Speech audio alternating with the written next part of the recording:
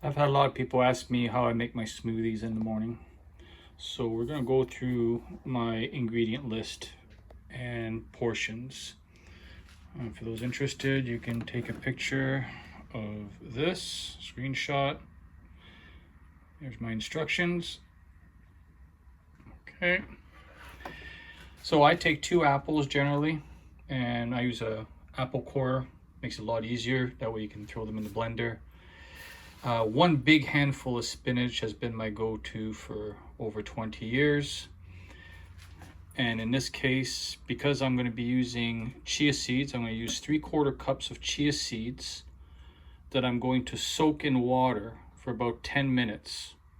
And then I'm going to add this to the blender first with 1 cup of palm juice. There's my liquid base, so that everything that I put in afterwards will blend easily. And I add 2 cups of mixed berries at the very end. My favorite is blueberries and raspberries due to the flavor, but in this case it's a bag of berries from the store. So there you have it, and you just blend to the consistency you like and you should be very good. Now, another thing that I used to do is instead of chia seeds was 1/2 cup of hemp seeds. If you look up the nutritional value of hemp seeds, you'll see that they're an absolute superfood. Highly recommended. They're complete amino acid. This is also a superfood, or you can mix both 1/2 and 1/2. So 1/2 cup hemp seeds with 1/2 cup of chia seeds, and you make yourself a combination on your smoothie to get a consistency. But if you are going to use hemp seeds, here's a trick. You pour your water first, even 1/2 of that is good. Then you add your hemp seeds and you blend until they're creamy. So your hemp seeds will become creamy texture.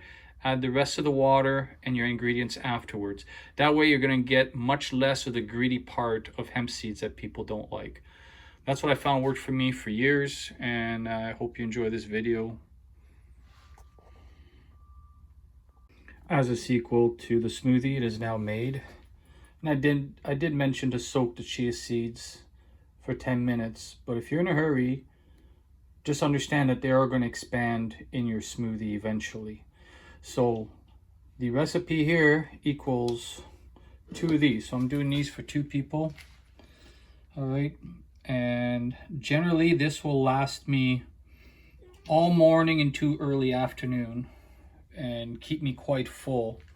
And then you can have whatever you want for dinner. So hopefully you find this video useful and helpful on your health journey.